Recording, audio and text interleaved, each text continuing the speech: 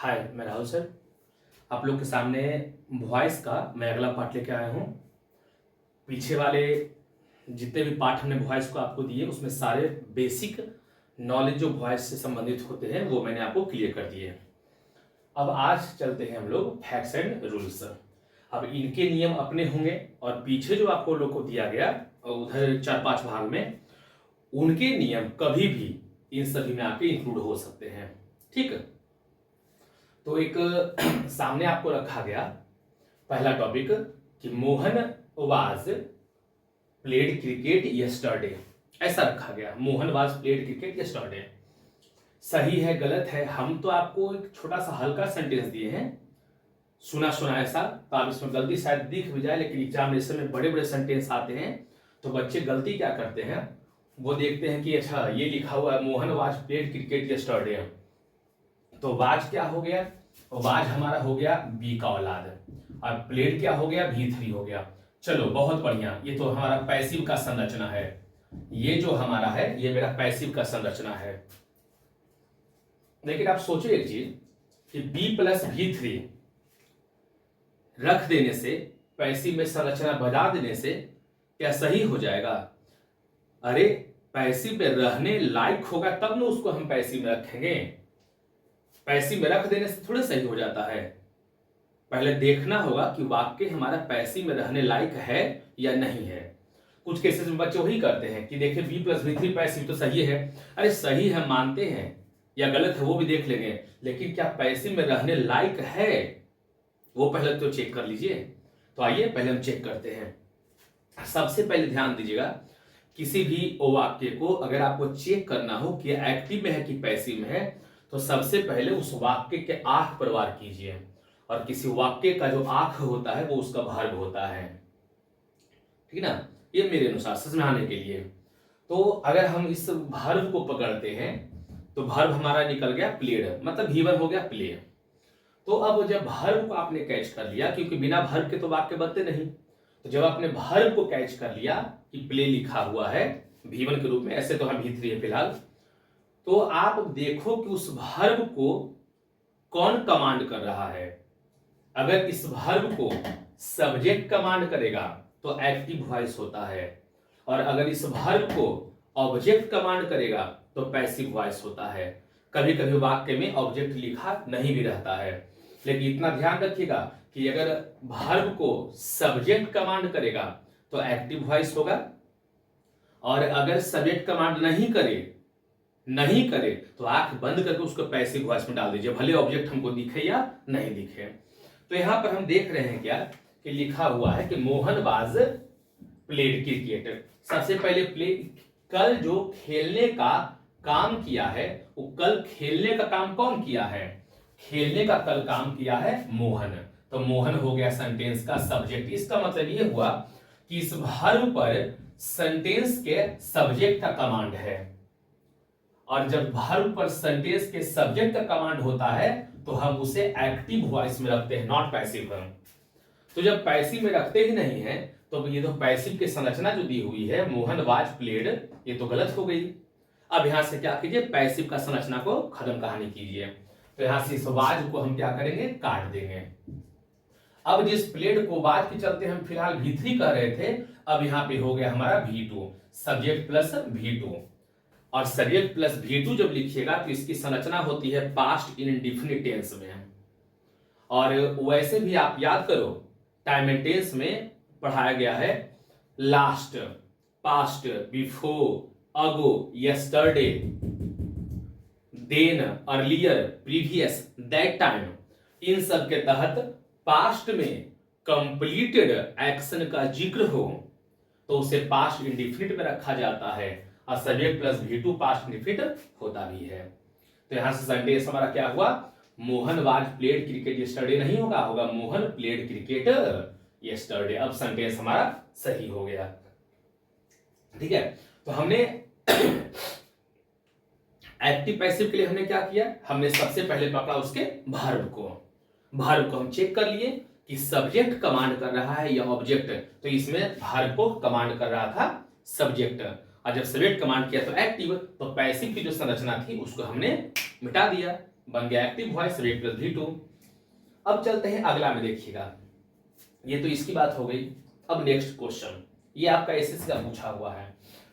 Police inspector, ये हो गया सेंटेंस का आपका सब्जेक्ट। अब पुलिस इंस्पेक्टर हो गया सब्जेक्ट।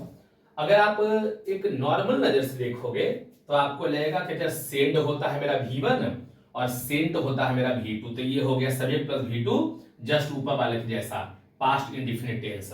ठीक है, देखने की बात है कि पास्ट इंडिफिनिट सीधे लिखते हैं तो एक्टिव या इसको पैसिव बनाना पड़ेगा। Police inspector send to my house, एक पुलिस वाले, अच्छा एक पुलिस वाला मेरे घर पर भेजा, एक पुलिस वाला मेरे घर पर भेजा कि भेजा गया, भेजा, एक पुलिस वाला मेरे घर पर भेजा नहीं, मेरे घर पर भेजा गया, मेरे घर पर भेजा गया, इसका मतलब साफ हो रहा है कि इस पुलिस इंस्पेक्टर को मेरे घर पर किसी न किसी ने भेजा। मतलब वर्ब जो है ना, ये सेंटेंस का सब्जेक्ट कमांड नहीं कर रहा है, और जब किसी वर्ब को सेंटेंस का सब्जेक्ट कमांड नहीं करता है तो उसे हम पैसिव वॉइस में रखते हैं। तो ये जाना हमको चाहिए कहां पर, ये हमारा जाना चाहिए पैसिव कंस्ट्रक्शन में। लेकिन फिलहाल तो सब्जेक्ट V2 एक्टिव लिखा हुआ है। पैसिव संरचना के लिए आपको चाहिए B प्लस V3। और आगे पढ़ लो थोड़ा सा, to my house and all the rooms were checked. Verb हम जब देखा हमको लग गया कि अच्छा सेंटेंस हमारा पास्ट में है, तो वहां पर इस भेजा कौन, इस पुलिस इंस्पेक्टर को कोई दूसरा को भेजा मेरे घर पर, यानी पक्का है कि वर्ब को सब्जेक्ट कमांड नहीं कर रहा। इसका मतलब कंफर्म हो गया कि कोई ऑब्जेक्ट होगा, इसको बड़ा अधिकारी होगा, ऑब्जेक्ट होगा जो भेजा है, इस एक्शन को कंप्लीट किया है। कौन किया है इस वर्ब को कंप्लीट, कोई ना कोई ऑब्जेक्ट होगा जो यहाँ पर हमारा छुप कर बैठा हुआ है। ये हमारा, ये जो हमारा है वो हिडन है, छुपा हुआ है। तो इसका मतलब पैसिव में संरचना हो गई। तो अब पुलिस इंस्पेक्टर सिंगुलर हो गया, सेंटेंस पास्ट में है, दो ऑप्शन आता है वाज या वर का, तो यहाँ पर सिंगुलर है, तो यहाँ पर जो होगा बउआ, यहाँ पर हो जाएगा वाज सेंट। अब देखो वाज किसका औलाद हो गया, वाज हो गया बी का औलाद। सेंट को जिसको हम V2 बोल रहे थे, अब ये V2 नहीं रहकर अब ये बन गया मेरा V3। अब हमारा देखो यहाँ पे पैसिव का संरचना हो गया। अब police inspector was sent to my house and, जो एंड है ना, कंजंक्शन है। आमतौर पे कहा जाता है कि एंड के दोनों पहलू बराबर होते हैं, क्योंकि एंड मेरा कोऑर्डिनेटिंग कंजंक्शन होता है। हमने आमतौर पे बोला है, इसका मतलब ये नहीं कि हमने हमेशा बोल दिया, कभी कभी एंड के दोनों पहलू बराबर नहीं भी होते हैं। तो एंड के नॉर्मली दोनों पहलू बराबर होते हैं। तो अब यहाँ पे देखिए आगे, एंड के बाद फिर आ गया ऑल द रूम्स, और ये हमारा क्या हो गया सेंटेंस का सब्जेक्ट, और ये सब्जेक्ट हमारा कैसा है, plural. All the rooms were checked, ये हमारा हो गया वर्ब। तो एक बार कर लो चेक कि इस वर्ब को कौन कंप्लीट किया। क्या इस वर्ब को, ये रूम्स जो है सेंटेंस का सब्जेक्ट, ये जो कमरे हैं, कमरे अपने आप की तलाशी लिए, कमरे कैसे अपने आप की तलाशी लेगा, इसका मतलब पक्का है कि कमरे की तलाशी कौन लिया, वो पुलिस इंस्पेक्टर। अब वो पुलिस इंस्पेक्टर को इधर दोबारा अगर हम दर्शाएंगे बाई करके, क्योंकि वही तो पक्का लिया है आकर इधर, तो अब नहीं होगा, अब द होने लगेगा, the police inspector, by the police inspector. लेकिन एग्जाम में उसी को शो नहीं किया, क्योंकि आपको समझना पड़ेगा कि जब उसको भेजा गया है मेरे घर पर, तो कमरे की तलाशी भी वही लेंगे हैं। देखो अलग से मैं रूल बता दूं कि जब किसी कॉमन नाउन सिंगुलर नंबर को हम पहली बार दर्शाते हैं तो उसे हम अ से दर्शाते हैं, लेकिन जब उसी को दोबारा हम रिपीट करते हैं तो उसे दोबारा रिपीट करते वक्त अब अ नहीं टीएचई द का यूज होने लगता है। तो यहाँ पे देखिए वर्ब को एक कमरा की तलाशी नहीं लिया अपने अपने, इसका मतलब है कि सब्जेक्ट वर्ब कमांड नहीं किया, इसका मतलब कोई ना कोई है जो ऑब्जेक्ट कमांड किया है। फिर पैसिव वॉइस आएगा, ऑब्जेक्ट कमांड करेगा, तो ऑब्जेक्ट कमांड करने का मतलब है हो जाता है कि मेरा पैसिव वॉइस आएगा। तो प्लूरल, तो वाज या वर, तो प्लूरल में वर, तो ये वर हो गया मेरा बी का रूप, और ये जो वर्ब चेक है ये हमारा हो गया V3, भी बन गया मेरा यहाँ पे पैसिव है। और कहता है एंड के दोनों पहलू आमतौर पे बराबर होते हैं, तो एंड की इधर भी आपका पैसिव हो गया वाज सेंट, एंड की इधर भी पैसिव हो गया वर चेक। तो यहां से एक चीज हमारा क्लियर हो गया कि जब भी एग्जाम में वाक्य देगा, वो एक्टिव में लिखा हो या पैसिव में लिखा हो, उसके लिख देने से हम इस बात को कभी नहीं मानेंगे कि तू सही है, पहले चेक करेंगे एक्टिव है कि पैसिव में है, और एक्टिव या पैसिव को चेक करने के लिए सबसे पहले उसके वर्ब पर नजर डालिए, और वर्ब अगर सब्जेक्ट कंप्लीट कर रहा है तो एक्टिव वॉइस, और वर्ब अगर सब्जेक्ट कंप्लीट नहीं कर रहा है तो आंख बंद करके उसको आप पैसिव में डालिए, भले ऑब्जेक्ट लिखा हो या नहीं हो। लिखा रहे तो और बढ़िया बात है। तो 1 नंबर 2 नंबर हमारा हो गया। अब देखिए हम चलते हैं नेक्स्ट में, नंबर 3 में। यहां पे कह रहा है कि गांधी जी बॉर्न ऑन 2 अक्टूबर 1869। गांधी जी का जो जन्म हुआ था वो 2 अक्टूबर 1869 को हुआ था। और यहां लिखा हुआ है गांधी जी डाइड इन 1948। मैं थोड़ा समझाने के लिए आप लोग को एक चीज लिखता हूं, ध्यान देना। एक हम लोग सुनते आए हैं बचपन से बीपी, और एक सुनते आए हैं डीए। तो डीए तो बहुत कम बच्चे सुनते होंगे। जब आप सेंट्रल गवर्नमेंट का एम्प्लॉय बनिएगा तो आपको मिलता है डियरनेस अलाउंस, महंगाई भत्ता। और बीपी तो जानते हो ब्लड प्रेशर, ये नॉर्मल हम लोग बात करते हैं ब्लड प्रेशर। लेकिन यहाँ पे हम बीपी और डीए की चर्चा इसलिए किए हैं कि थोड़ा सा समझाने के लिए।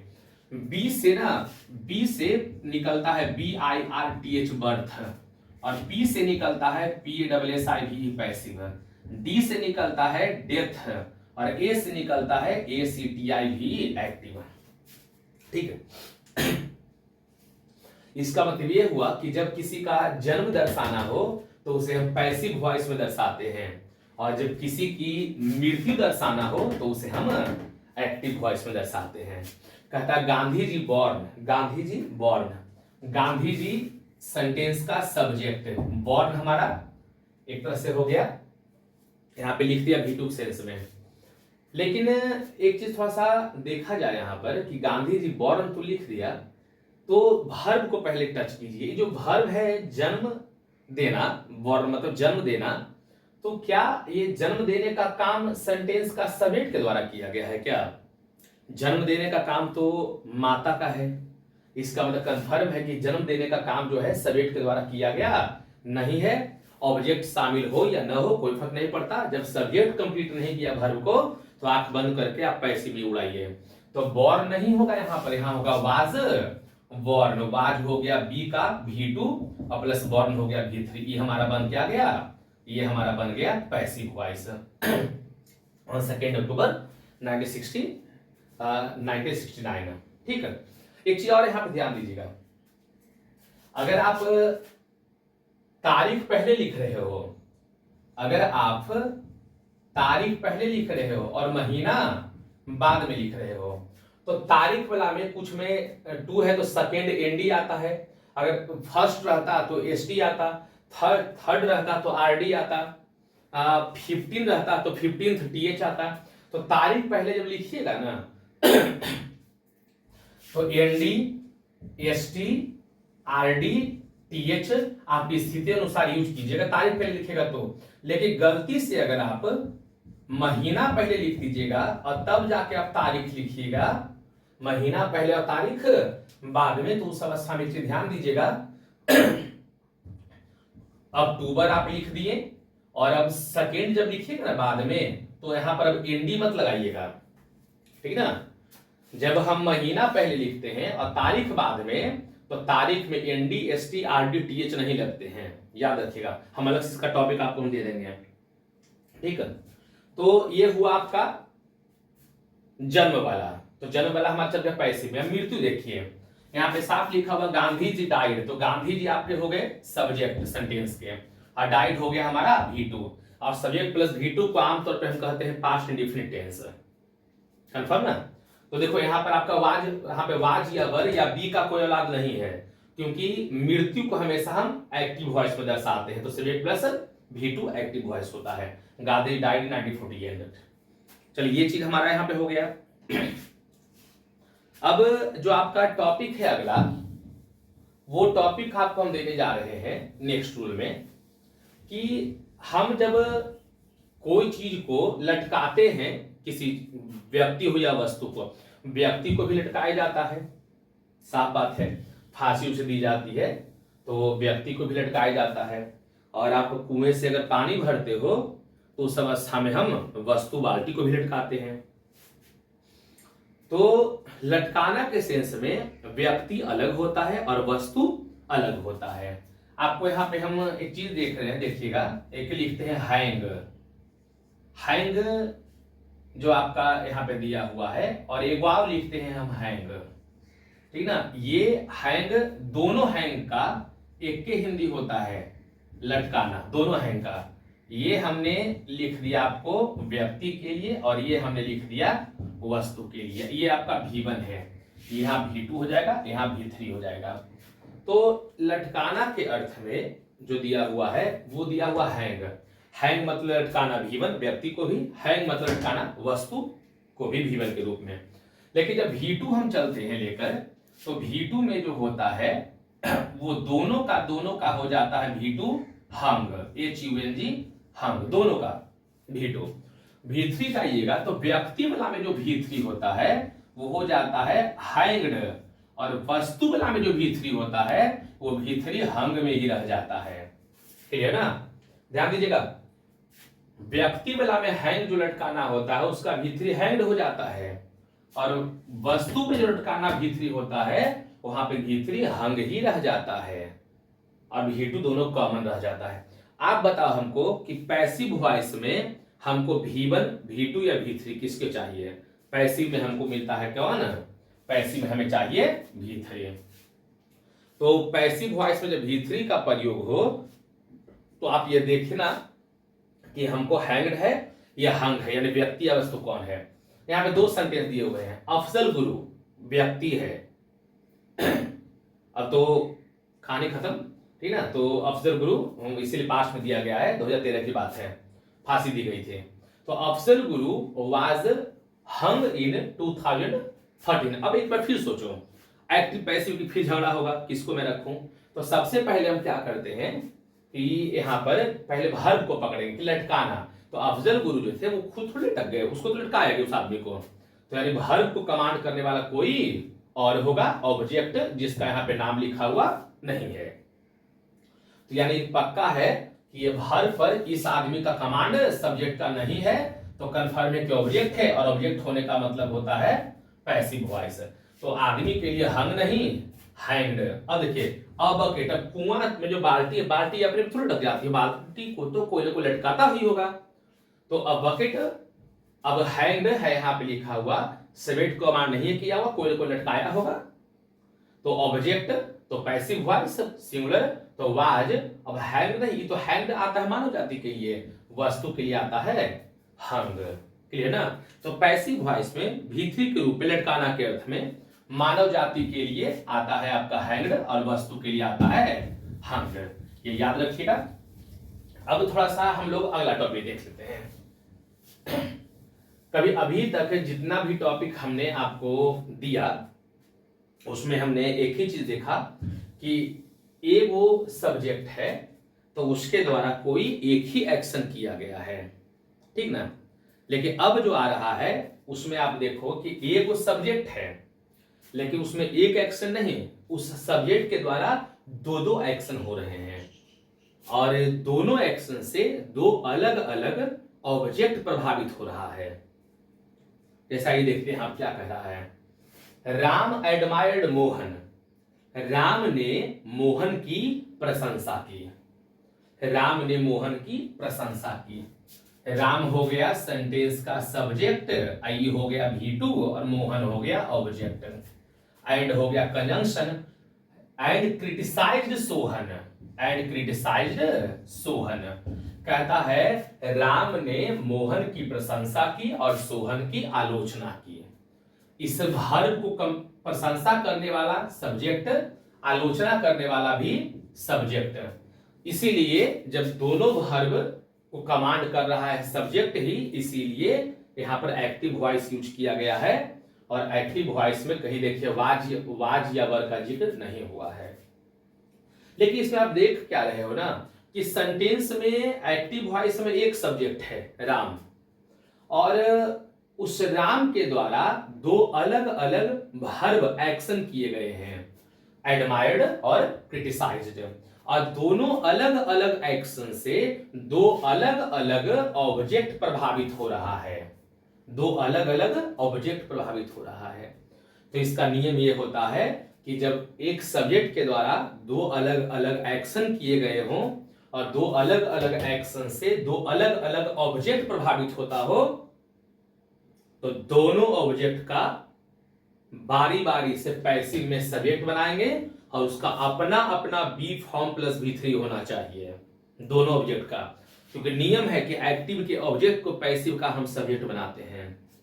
तो एक बार मोहन को क्या कीजिए, इधर ले आइए। अब मोहन ऑब्जेक्ट से क्या बन गया, यहां पर ऑब्जेक्ट से बन गया सब्जेक्ट, एंड तो एंड रह गया।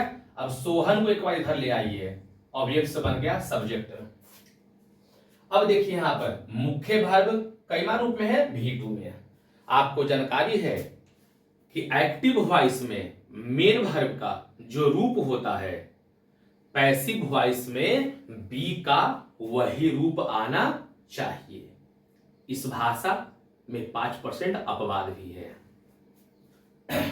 तो यहां पर फिलहाल दूसरा है, सेंटेंस पास्ट है, V2 का मतलब पास्ट होता है, तो ये पास्ट है, तो यहां पर भी दूसरा है। द बी का दूसरा वाज या वर्ब सिंगुलर है, इसीलिए हमने लिखा वाज, प्लस इसी V2 का ये हो गया V3, पैसे बन गया V2, फिर पास्ट द वाज या वर्ब सिंगुलर है तो हो गया वाज, बी का V2 वाज हो गया और प्लस इसी का V3 क्रिटिसाइज हो गया, और जो एगो सब्जेक्ट था राम वो हो गया यहां पर बाई राम। क्लियर? तो दो अलग अलग एक्शन जब एक सब्जेक्ट के द्वारा किया गया हो और दोनों अलग अलग एक्शन से दो अलग अलग ऑब्जेक्ट प्रभावित होता हो, तो दोनों अलग अलग ऑब्जेक्ट का अपना अपना पैसिव फॉर्म होगा, क्योंकि दोनों ऑब्जेक्ट बारी बारी से पैसिव में सब्जेक्ट बन के आता है।